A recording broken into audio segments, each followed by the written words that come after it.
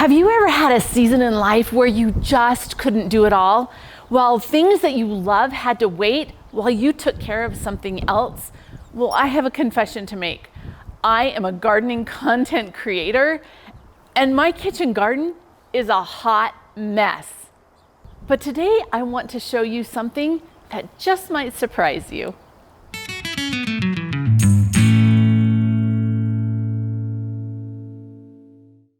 Hey Provident gardeners, I'm Kylene, and this is a really embarrassing video for me to create because this is my beloved kitchen garden and it is a hot mess, which kind of looks a little bit like my life right now. So we've had a lot of challenges and I'm sure that you can relate to many of them.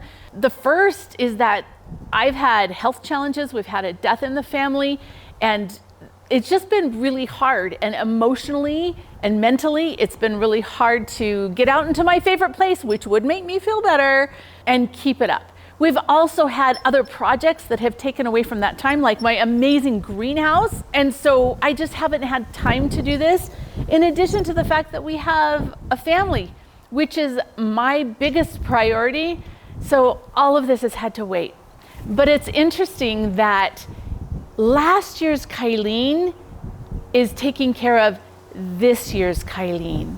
This garden is still producing, even though I haven't been able to get out here and be the gardener. So in today's video, I want to show you what happens to an established garden when life happens and the garden has to wait.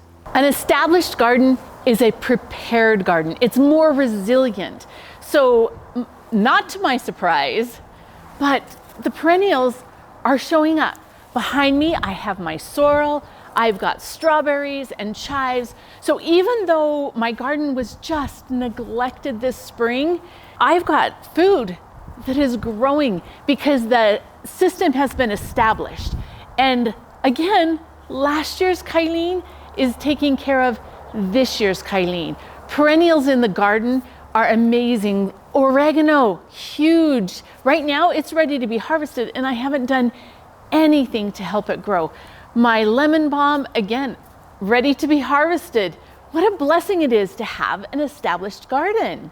Last fall, I planted all this garlic that I got from a friend, which means that even though it was neglected in the spring, I've got garlic that'll be ready to be harvested in a month or so.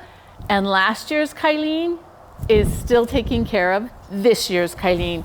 Now look at this, these forks in the garden.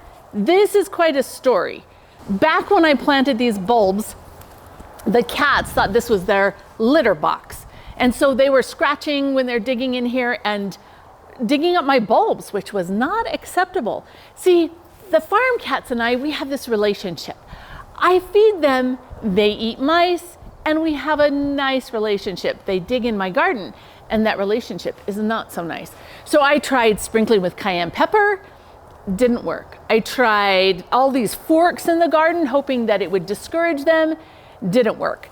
So what I actually ended up doing is creating an entire bed for them, filled it with sand, and we're planting catnip in it so that hopefully they'll want to just stay there so that they have their own place. You know what? They're still digging in my garden bed. I don't quite know what to do. So if you have any ideas for that little thing, please put it in the comments because we need the cats. They control the mice. It's a great thing, but we haven't established boundaries that they understand yet. Okay, back to the garden. So my garlic, last fall's Kylene is taking care of this fall's Kylene. Let's look at something else. Another beautiful benefit of having a mature garden is that if you let some of the plants reseed themselves, then next year you will grow them without doing any work at all. Now, some plants do better than others. This is a red lettuce that I love. And look at this. I didn't do anything and it grew and it's ready for my salad. You know, gardening is a lot like life right now. You can't do everything and you have to choose what needs tending. Letting a few things go to seed isn't failure.